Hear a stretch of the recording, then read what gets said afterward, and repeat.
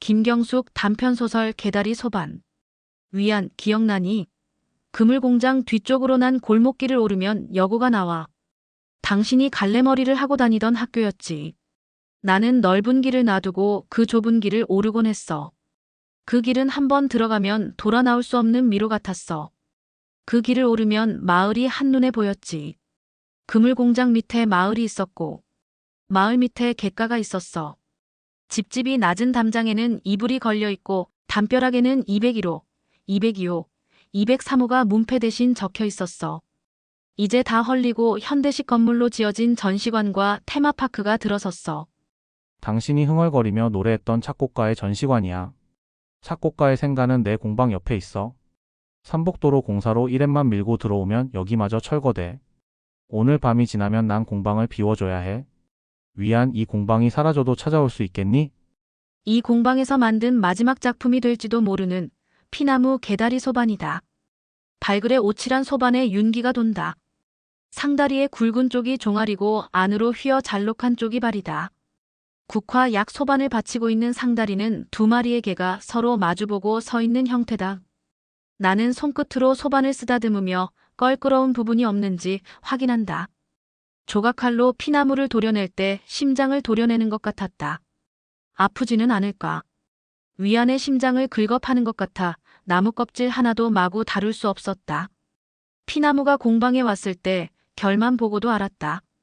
톱으로 자를 때 물기 없고 메마른 흙에서 자랐다는 것을 알 수 있었다. 둥근 띠 모양의 나이테를 자세히 들여다보았다. 두터운가 하면 실처럼 가늘었다. 찌그러지고 굴곡이 심했다. 위안이 목을 매 죽은 나무도 피나무였다. 피나무의 나이테를 세어보니 22개. 위안이 죽은 지도 22년이 됐다. 피나무가 위안 같아 나는 묻는다. 힘들었니? 내가 묻자 피나무가 울기 시작했다. 울음이 멈출 때까지 기다렸다. 기다림은 마음의 대화다. 사연 없는 생명은 없기 때문이다. 울음이 멈췄을 때 나는 비로소 말을 붙여 다가갔다. 위안, 내가 당신에게 말했던가. 내 어머니 얘기를. 소반은 집집이 하나씩 있었지. 어머니는 새벽이면 일어나 흙칠 소반을 깨끗하게 닦은 후 샘물을 떠놓고 치성을 드렸어. 아무리 오래돼 칠이 벗겨진 소반이더라도 물기 묻은 행주로 닦아놓으면 막 오칠한 것처럼 윤이 반질반질 났지. 어머니가 부엌에서 상을 차리고 있다는 것을 소리로 알 수 있었어. 그릇과 소반이 부딪히는 명징한 소리, 숟가락과 젓가락이 놓이는 소리로. 어느 날 집에 들어와 보니 어머니가 보이지 않았어. 소반 위에 감자와 소금 종지기만이 놓여 있었지. 막 찐 감자였어. 나는 포근포근한 감자를 굵은 소금에 찍어 개눈 감추듯이 먹다가 갑자기 목이 맸지. 감자 때문만은 아니었어. 슬픔은 자신이 온다는 것을 그렇게 불쑥 알려왔지. 그날 이후 어머니의 모습을 볼 수 없었어. 어머니가 보고 싶을 때마다 소반 위에 엎드려 울었어. 한뜨내기 선장과 눈이 맞아 도망쳤다는 어머니에 대한 소문이 내 귀에 들렸지. 자신의 배를 가지고 다니는 부자라고 했어. 어머님 무척 고왔지. 나를 많이 사랑해 주셨어. 그래서 나는 믿을 수 없었어. 아버지는 주정꾼이 됐지. 심한 폭언과 매질을 내게 했어. 술을 마시면 내가 어머니로 보였던 거야. 나는 불행했어. 불행해질수록 어머니의 소문을 점차 믿게 됐지. 누가 뭐래도 믿지 않으려 했는데 불행하다는 생각이 들수록 믿음은 불신으로, 미움으로 바뀌었지. 아버지는 술 없인 살 수 없었어. 아버지에게 술은 어머니 같았어. 매일 술통을 끌어안고 살았어. 아버진 곤드레 만드레 돼도 주문받은 물건 날짜를 한 번도 어긴 적 없었지. 아버지에게 공방 일만큼은 천직이었어. 침묵이 감돈다. 침묵만큼 진지한 경청은 없다. 저교한 공방 내부를 사진을 찍듯 눈에 넣는다. 3대를 이어온 공방이다. 장인의 삶도 별다를 게 없다. 걸작을 만들어 보겠다는 열정 같은 건 없었다. 그저 인내였다. 포기하지 않고 한 길을 걸어왔을 뿐이다. 소반을 찾는 사람들을 만나면 고마움과 쓸쓸함이 교차한다. 내를 이어 소반장이가 될 생각은 하지 않았었다. 계집아이가 호기심 많은 눈으로 공방을 기웃대며 자개로 시문한 나비를 들여다보며 콧노래를 흥얼거리는 것을 엿보고부터였다. 노래음에 따라 나비가 움직이는 것 같아. 위안이 노래를 흥얼거리다 말고 말했다. 나는 정말 나비가 움직이는지 확인해 보려고 다가갔고 위안과 나는 소꿉친구가 됐다. 나는 위안에게 자랑하고 싶어 소반을 만들기 시작했다. 소반에 나비를 붙이기 위해 아버지가 아껴둔 전복 껍데기를 훔쳤다. 위안의 손바닥만 한 거였다. 타원형의 전복 끝에 울퉁불퉁한 부분을 자른 후 전복 껍데기 뒷면을 얇게 갈았다. 종이처럼 얇아진 전복 껍데기를 나비 문양으로 오려 상판에 붙인 후 오칠했다. 위안은 내가 만들어준 소반을 품에 안고 내 손을 잡아 끌었다. 위안의 손에 붙들려 나는 사람이 살지 않는 빈집 속으로 숨어들었다. 빈집은 아늑했다. 위안은 소반 앞에 무릎을 접고 앉아 잠자고 있는 나비의 영혼을 깨우려는 듯 콧노래를 흥얼거렸다. 달물이 뜨는 외줄기길을 나 홀로 가노라. 옛날에도 이런 밤엔 호홀로 갔노라. 마음에 솟는 빈 달물이 두둥둥 띄우며 나 홀로 가노라. 위안이 말했다. 이 노래 이 집에 살던 사람이 지은 거래. 유명한 작곡가랬어. 위안은 성악가가 꿈이었다. 위안은 폐가가 된 집에서 음악의 전기라고 받으려는 듯 비밀스럽게 드나들었다. 나는 위안의 콧노래를 따라 부르며 소꿉놀이를 했다. 위안은 내가 만든 소반 위에 밥상을 차렸다. 위안이 갯가로 달려나가 치마폭에 조개를 한 아름 주워왔다. 위안은 조개 껍데기 속에 모래밥을 담고 파래로 국을 끓였다. 벨볼기 엄서도 써어난 파래탕에 밥도 많이 묻어. 그 밥을 먹는 신용을 하면서 소녀보다 소년이 더 부끄럼을 많이 탔던가. 그렇게 위안과 갯마을에서 자랐다. 여고를 졸업한 위안은 성악을 전공하기 위해 서울로 진학했다. 나는 고등학교를 겨우 졸업하고 공방에서 아버지 일을 도왔다. 위안의 어머니는 기세등등해져 딸의 대학 진학을 자랑했다. 집안 좋은 유망한 젊은이가 위안을 마음에 두어 집까지 찾아온 모양이었다. 함께 유학 가고 싶어 허락받으러 온 거라고 묻지 않은 말을 늘어놓았다. 처지가 다르니 위안을 마음에 두지 말라는 충고로 들렸다. 어릴 적부터 소꿉놀이하며 남달리 친해왔던 사이를 염두에 두고 한 말이었다. 위안과 내가 편지를 주고받고 있다는 것을 집배원을 통해 소문이 나는 것은 자그마한 갯마을에서 이상한 일도 아니었다. 한 학기를 마치고 여름 방학이 되자 위안이 내려왔다. 갯가 소녀답게 그을린 얼굴은 우윳빛이 돼 있었다. 갈래머리는 길게 풀려 치렁거렸고 윤이 났다. 나는 목이 늘어진 티셔츠 차림으로 흙벽 공방에 틀어박혀 한물가버린 아무도 찾지 않는 소반을 만들고 있었다. 나는 위안 앞에서 한없이 초라했다. 그런 감정 때문이었을까? 찾아온 위안에게 냉정했다. 위안은 계속 찾아와 공방에 걸려있는 낡고 해진 옷을 빨고 흙벽 방을 걸레질했다. 밥까지 지어 소반을 들고 걸어 나오는 위안의 자태가 눈이 부셨다. 소반은 안정감을 주는 너비와 몸을 심하게 구부리지 않고 팔을 실용적으로 움직일 수 있는 높이로 만들어졌기에 일하는 모습마저 아름답게 보였다. 위안은 졸업하면 고향으로 내려와 아이들을 가르치며 살 계획이라고 했다. 이렇게 내 곁에서 노래하며 끝에 말은 위안답지 않은 말이었다. 도시 처녀가 되어 돌아온 위안, 가늘고 흰 손이 밥뚜껑을 열자 김이 모락모락 올라왔다. 그 평화로운 밥을 바라보며 나는 화가 치밀어 올랐다. 옹졸함이었다. 초라함이었다. 질투였고 분노였다. 나는 망나니처럼 소반을 걷어차며 소리 질렀다. 세기가. 연정은 돌이켜보면 아쉬운 뿐이다. 나는 피나무 개다리 소반을 들고 일어나 문을 열었다. 방에서 부엌으로 출입하는 문이다. 이처럼 공방은 문이 많다. 방에서 부엌으로, 부엌에서 다락으로, 다락에서 벽장으로. 문은 편리함을 위해 만들어진 길 같다. 부엌은 솥을 걸고 흙을 발라 만든 재래식이다. 물 묻은 행주를 쥐고 솥뚜껑을 열었다. 무거운 솥뚜껑일수록 밥이 맛있다. 누군가 가마솥밥을 보고 멋지게 사시네요 라고 했던가. 간편함을 위해 얼음밥을 전자레인지에 녹여 먹는데 내가 사는 방식이 고집 같다. 간편한 건 왠지 설고 불편한 것이 습관이 돼버렸다. 가마솥밥은 아궁이를 떠나 있으면 안 된다. 강한 불을 지폈다가 솥뚜껑 끝으로 쌀물이 삐찍삐찍 흘러나오면 화력 붙은 나무를 빼내고 가랑잎으로 뜸을 들여야 한다.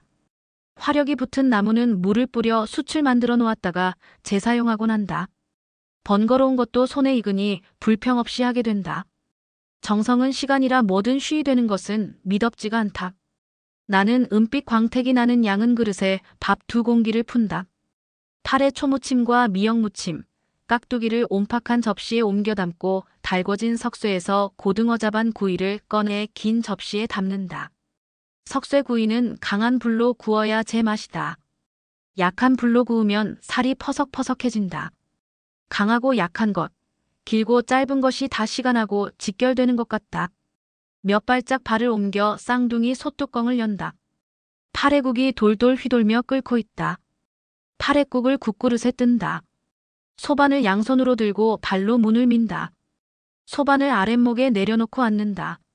나는 위안의 밥공기에 수저를 찔러 넣고 말한다.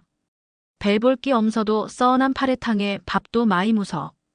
위안이 소꿉놀이하며 내게 했던 말이다. 홀로 밥을 먹을 때마다 소꿉놀이를 떠올리게 된다. 나는 고등어 잡안 구이에 붙은 살점을 떼어 위안의 밥에 올려놓는다. 마이 무서. 죽은 사람이 대답할 리 없다. 나는 수저를 들고 뜨끈뜨끈한 국물을 후루룩 소리를 내며 떠먹는다. 소리가 방 안의 정적을 깬다. 유난히 크게 들려나는 아무도 없는 공방을 눈으로 휘둘러 본다. 후루룩. 이어 들린다. 나는 귀를 쫑긋 세운다. 다시 정적이 흐르자 나는 내 귀를 의심하며 국물을 떠먹는다. 뜨거운 국물이 위장 깊숙한 곳까지 내려간다. 사각사각. 이번엔 깍두기 씹는 소리가 난다. 위안. 대답 대신 허겁지겁 먹는 소리만 들린다. 위안, 배고팠니? 나는 목이 잠겨 묻는다. 나는 먹는 소리에 집중하다 잠시 기억 속에 잠긴다. 그때 위안이 차려준 밥을 나도 저리 허겁지겁 먹었더라면 위안이 울며 뛰어나가지 않았을 것이다. 위안을 그렇게 보내버린 후 나는 짐승처럼 소리를 지르며 뒷곁에 쌓인 나무를 미친 듯이 도끼로 쪼갰다. 그 여름 내내 나는 공방에 틀어박혀 나오지 않았다. 위안도 찾아오지 않았다. 위안이 뒤늦게 방에 갇혀 있다가 계약도 하기 전에 학교 기숙사로 쫓기듯 올려보내졌다고 했다. 부모가 반대해도 마음만 먹는다면 문을 부수고라도 올 수 있지 않았을까. 기차에 올라탔다가도 출발하기 전 내게 달려올 수도 있지 않았을까. 도시 물이 들어 가난과 불을 놓고 저울질하느라 오지 못했을까. 나는 그렇게 생각하다가도 위안이 졸업하면 고향에 내려와 아이들을 가르치며 살겠다던 말을 되뇌이곤 했다. 위안은 방학이 돼도 내려오지 않았다. 한 번인가 편지만 왔다. 자신을 붙들어 달라고 했다. 내가 만들어준 소반을 침대맡에 두고 나를 보듯 본다고 했다. 나는 답장하지 않았다. 1년 후 위안이 결혼했고 독일로 유학을 떠났다는 소문을 듣게 됐다. 위안의 집에 없던 소형 선박이 보였다. 도색이 선명하고 낡은 데가 하나도 없는 선박이 부둣가에 단단히 정박해 있었다. 위안 대신 오게 됐노라고 내게 말해주는 듯했다. 선박은 장래가 유망한 청년 같았다. 나는 선박 앞에서 주눅이 들었다. 나는 위안을 잊기 위해 거칠고 비뚤어진 마음으로 방황했다. 그때 비로소 아버지를 이해할 수 있었다. 어머니를 향한 미운 감정이 위안에 대한 불신으로 굳어졌다. 몇 년을 술로 보내고 입대를 마치고 나서야 나는 소반 만드는 일에 겨우 전념할 수 있었다. 간신히 마음을 다잡았을 때 위안이 죽었다는 소문이 들렸다. 위안이 독일 집 마당에 있는 피나무에 목을 매 자살했다고 했다. 국제우편 한 통을 받은 적이 있다. 자살했다는 말을 듣기 1년 전이었다. 나는 편지를 뜯어보지도 않은 채 불에 태워버렸었다. 위안의 유서일지도 모르는 편지는 불 속에 던져버렸다. 마음이란 그렇게 헛되고 얄팍했다. 그때 위안의 편지를 읽었더라면 어떻게 됐을까? 무엇 때문에 위안을 향한 내 마음이 그토록 고집스러웠던 것일까? 위안을 한순간도 잊은 적 없지만 진실일수록 진실과는 멀게 행동해졌다. 나는 위안을 붙들지 못한 나 자신에게 화를 내고 있었는지도 모른다. 밥 한쪽 귀퉁이가 움푹 파여 있다. 수저는 완강하게 놓여 있다. 귀신이 파먹은 밥이 분명하다. 트림 소리가 났다. 식도 뚫린 소리가 기차 화통 같다. 트림 소리로 위안이 아님을 알게 된다. 굵은 남성의 성대에서 나는 소리였다. 나는 실망과 놀라움으로 다그치듯 묻는다. 누구십니까? 잘 다듬어진 음성이 대답한다. 나 말이요. 나를 황동나비로 불러주시오. 나는 육체가 없는 영혼이요. 이번엔 그가 내게 묻는다. 22년 만인 것 같구려. 고향에 온 것이.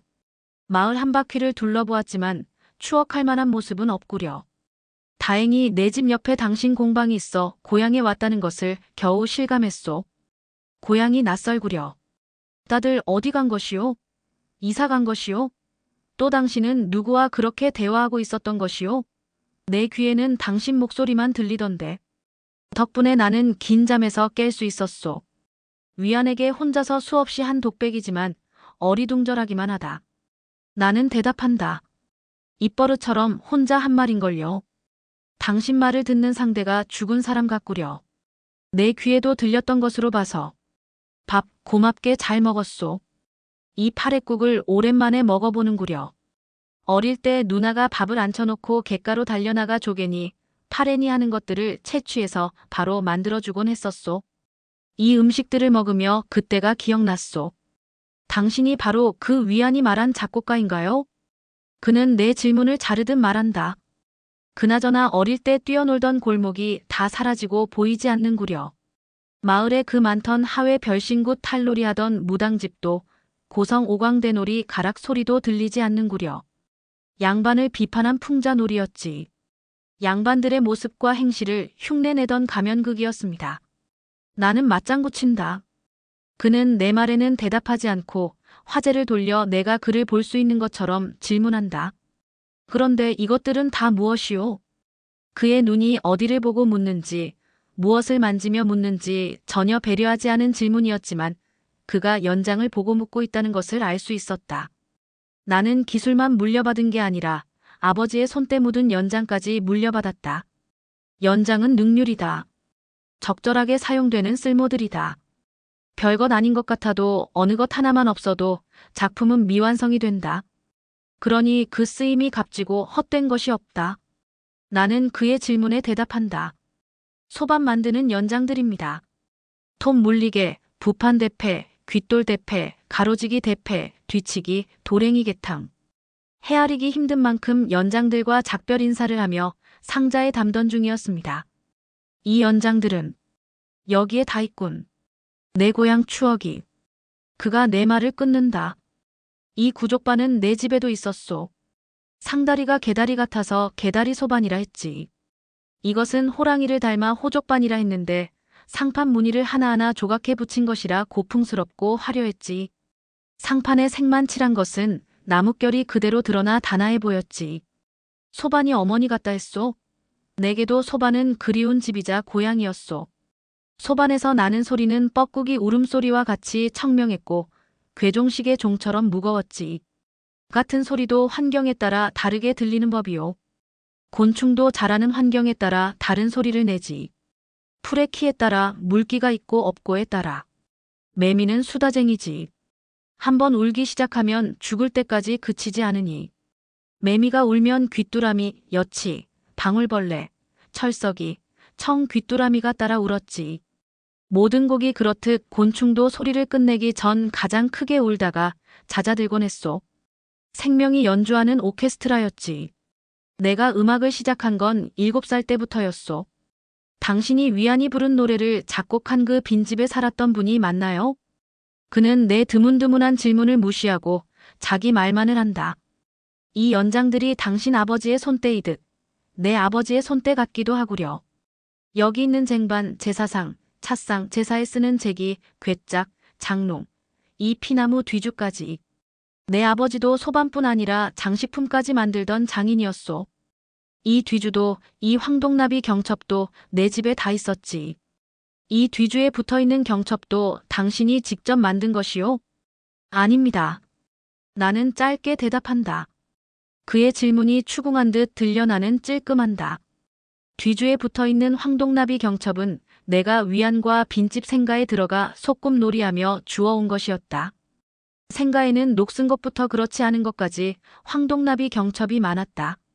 작곡가인 그의 아버지가 두석장이라는 것을 처음 듣게 된다. 장식품으로는 황동나비, 황동박쥐, 복을 염원한 글자 등 그 모양만도 수십 가지가 넘는다. 경첩은 도간에 쇳물을 녹인 다음 꼴판에 부어 얇게 판을 만든 다음 광택을 낸다. 판을 톱으로 자르고 망치로 두들기고 줄로 갈아 경첩 문양을 완성한다. 칼을 갈아 바늘이 되게 한다는 공정 과정을 나는 배우지 못했다. 두석장도 인간 문화재로 지정됐으나 남아있는 장인은 한둘뿐이다. 황동나비 경첩에 달린 뒤주 고리가 흔들린다. 그의 손이 그것을 만져보고 있다는 것을 알 수 있다. 나는 호기심이 많았소. 뭐든 만져봤지. 촉감은 소리를 예견했소. 예견은 적중했지. 장독 항아리 화분, 도자기 등이 남아나지 않았소. 아버지는 화가 나서 내 키만한 뒤주 위에 올려놓는 벌을 줬지.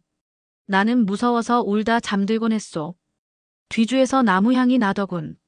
나는 뒤주에 오를 수 있을 만큼 자라자 스스로 뒤주 위로 올라갔소. 나는 숨바꼭질이 하고 싶었소. 뒤주 속에 숨었지. 사락사락 쌀의 감촉과 달콤한 피나무 향이 날 잠들게 했소. 집안이 발칵 뒤집혔지. 아버지는 파출소에 신고했고 어머니는 정신을 잃다시피 온 동네를 뒤졌지. 나는 잠든 사실을 잊은 채 깜깜한 뒤주 안이 무서워 울기 시작했소. 그러니 이 뒤주가 내 어린 날 추억과 무관하다고 볼 수 없구려. 이 황동나비도. 그와의 대화는 엇갈린다. 질문하는가 하면 듣지 않고 다른 말을 하고 있다. 또 듣지 않는가 하면 말 속에 적절히 들은 말을 끼워 넣어 듣고 있다는 것을 알게 했다. 잠시 정적이 흐른다. 나무로 만든 내 흔들의자가 미세하게 앞뒤로 움직인다. 나는 흔들의자 쪽을 바라보며 묻는다. 알고 온 것입니까? 그가 대답한다. 무얼 말이오? 어느새 나는 그를 닮아버린 것인지 그의 질문에 대답하지 않고 내 말만을 한다. 돌아가신 아버지가 꿈에 나타나 작업장에서 소반을 만들고 계셨습니다. 그 모습이 배고픈 소목이를 업으로 하지 않으려는 제게 공방을 지키라는 소명을 주려는 모습 같았습니다. 갑자기 돌아가시기 전 아버지가 주문받아 놓은 일을 제 손으로 완수했습니다. 이왕 만드는 것 제대로 만들어야겠다고 결심했습니다. 그렇게 아버지의 소명을 받아 사는 길을 택했습니다. 남아있는 소반장은 저 하나뿐입니다. 그런 저를 인간 문화재로 인정해줬습니다. 쓸쓸했습니다. 기쁨을 함께 나눌 사람이 없어서겠지요. 나는 평생을 독신으로 살았습니다. 그런 기쁨도 잠시 길을 내기 위해 공방을 비워달라고 하더군요. 공방을 헐고 삼복도로를 내야 한다면서요. 날이 밝으면 철거반들이 들이닥칠 겁니다. 내 문화재인 소반과 장인의 연장들이 강제로 끌어내질 겁니다. 입을 벌린 굴착기가 곡괭이처럼 지붕을 덮칠 겁니다. 당신의 생각까지요. 당신의 생가는 내게 특별한 추억의 장소이기도 합니다. 그물 공장도 여고도 번호가 적혀있던 담벼락도 사라져버렸습니다. 오늘 밤이 지나면 이 공방마저 헐리게 됩니다. 위안이 찾아올 수 있을까요? 당신처럼 위안이. 두둥둥 잡음이 끼어든다. 소반 두들기는 소리다. 나는 하던 말을 멈춘다. 그는 또 내 말을 한 귀로 들으며 뭔가에 호기심을 품은 채 몰두해 있는 것이 분명하다. 그가 조금 산만한 것 같다는 생각이 든다. 대체로 천재들은 동시에 많은 것을 한다. 말을 듣고 있는가 하면 생각하고 생각하는가 하면 행동한다. 반대로 나는 한 가지 일에만 집착하고 전념해야 한다. 동시에 하려고 하면 이것저것이 뒤섞여 한 가지 일도 해결을 보지 못하는 경우가 많다. 그는 빠르게 보고 세밀하게 묘사한다. 뜻없이 던지는 말에도 뜻이 깊다. 나는 시계추 같다. 정확하고 빈틈없고 소심하다. 결심한 것은 쉽게 틀어지지 않는다. 공손함 안에 고지식함이 들어있다. 말을 이리저리 막힘없이 하는 재주가 없다. 외고이다. 나는 하던 말을 단념한 채 연장을 신문으로 돌돌 말아 상자에 담기 시작한다. 내 손을 지켜보고 있는 투명한 시선이 온몸으로 느껴진다. 나는 시선을 무시한다. 소반 하나 만드는데도 이렇듯 다양한 연장들이 필요한데 도시는 같은 모습으로 변해간다. 깨끗해지고 편리해진다. 흙길은 콘크리트 회색 도로가 되고 낮은 집들은 벌집처럼 한 기둥 안에 모여 산다. 150년 동안 소반의 역사를 이어온 내 공방 때문에 비만 오면 저지대라 참사가 난다나. 150년 동안 비가 오지 않았을 리 없는데 나는 물에 쓸려 죽지도 물에 잠긴 적도 없다. 철거 핑계치고 얼토당토한 탓. 나는 가슴으로 외친다. 우회하라. 우회하라. 도로를 우회하여 길을 터라. 다시 그의 말소리가 들린다. 그는 생각을 멈추지도 몸을 가만두지도 않는 것 같다. 나는 그가 하는 말을 귀로 들으며 손을 제게 놀린다. 나는 고통스러웠소. 물을 받은 통에 얼굴을 쳐박아 숨을 못 쉬게 하는 고문이었소. 머리가 깨질 듯 아프고 심장이 멎는 공포였소. 전기 고문은 몸속을 태우는 고문이었소. 나는 감옥에 갇혀 목숨을 연명하고 싶지 않았소. 자살을 시도했지. 시도는 이루려는 노력에 그치고 말았소. 감옥은 내 영혼까지 가뒀소. 내 황동나비가 한 뼘 창을 통해 날아왔소. 내 주변을 날더군. 눈물이 납디다. 나는 황동나비처럼 날고 싶었소. 자유로워지고 싶었소. 나는 황동나비가 되는 꿈을 꾸며 작곡하기 시작했소. 그가 말하다 벌떡 일어난 것 같다. 내 흔들리자가 반사적 충동 탓인지 앞뒤로 흔들린다. 그는 흥분한 듯 목소리 톤이 높다. 방 끝까지 걸으며 말하고 몸을 돌려 걸어오며 말하고 또 손을 위로 아래로 저으며 열변을 터뜨리고 있는 몸짓이 기운으로 전해진다. 내게는 황동나비뿐이었소. 나는 외로웠소. 황동나비는 내 곡을 좋아했지. 나는 계속 곡을 썼소. 광주여 영원히. 화염 속의 천사들. 황동나비는 나를 날게 해주었소. 나는 황동나비가 돼 날았소. 안개에 쌓인 피나무 숲속을 비가 오는 줄도 모르고 날았소. 황동나비는 비에 젖어 추락했소. 피나무가 황동나비를 품어주더군. 그랬군요. 이 피나무가 위안이 아닌 당신이었군요. 피나무가 되어 고향에 돌아오셨군요. 피나무가 그라는 것을 내가 뒤늦게나마 알아봤을 때 그는 전부를 위로받은 듯 힘있고 우렁차게 말했다. 그렇소. 내 몸은 죽어 비록 피나무가 됐어도 내 영혼까지는 통제하지 못했소. 위안이라 했소. 당신이 나로 착각한 피나무의 주인이 연정이 여자의 것인 것 같아도 대개 보면 남자의 것이요. 이렇듯 그리워하고 있는 당신에게 당신의 위안이 나비가 되어 찾아올 것이요. 나비는 마음의 영혼이요. 어느새 그와 나는 보지 않아도 보였다. 나는 밥 한쪽 귀퉁이가 움푹 파여있는 그릇을 바라보며 말한다. 언제고 위안이 찾아올 것만 같아 하루도 공방을 비운 적이 없습니다. 위안을 잡지 못했지만 위안을 보낸 적도 없습니다. 소반을 완성할 때마다 위안이 곁에 있기라도 한 듯 자랑했습니다. 위안은 그때마다 내게 노래 불러줬습니다. 내게 황동나비는 위안이었습니다. 나는 하던 말을 멈춘다. 그의 소리도 그의 몸짓도 느껴지지 않아서다. 나는 그를 찾는다. 그는 작별 인사도 없이 가버린 것일까? 아니다. 새벽이 너무 일찍 온 탓이었다. 햇빛이 창호지 문을 뚫고 사선으로 내리꽂힌다. 그 빛을 따라 황동나비가 날아가고 있다. 백설같이 환한 빛을 뚫고. 밖이 소란스럽다. 벌써 온 것 같다. 나는 공방을 둘러보며 말한다. 위안, 당신을 생각하며 지내왔던 이 공방이 당신같이 느껴져. 당신을 홀로 남겨두고 가는 것 같아 차마 발걸음이 떼어지지 않아. 자개빛을 한 나비가 내 어룽진 눈 속으로 날아든다. 팔랑팔랑 날갯짓하며 개다리 소반에 사뿐히 내려앉는다. 앙증맞도록 작은 소반이 벽 모서리에 걸려있다. 위안이 소반이 되어온 것일까? 나는 벽 모서리를 올려다본다. 내가 위안에게 만들어준 소꿉놀이 하던 소반이었다. 한 곳에 오래도록 걸려있은 듯 소반에 거미줄이 감겨있다. 거미줄은 22개의 나이테 같다. 뿌리 수염 같다. 나는 가까이 다가가 발 뒤꿈치를 세워 소반에 감겨있는 거미줄까지 끌어안는다. 나는 위안과 노래 부른다. 달물이 뜨는 외줄기길을 나 홀로 가노라. 옛날에도 이런 밤엔 홀로 갔노라. 마음에 솟는 빈 달물이 두둥둥 띄우며 나 홀로 가노라. 가늘게 흔들리는 노랫소리가 점점이 공방 안으로 파고드는 굴착기 소리에 묻힌다. 두두두 소리가 어서 나오라고 재촉하는 듯하다. 나는 발걸음이 떨어지지 않아 공방 안에 덩그마니 서 있다.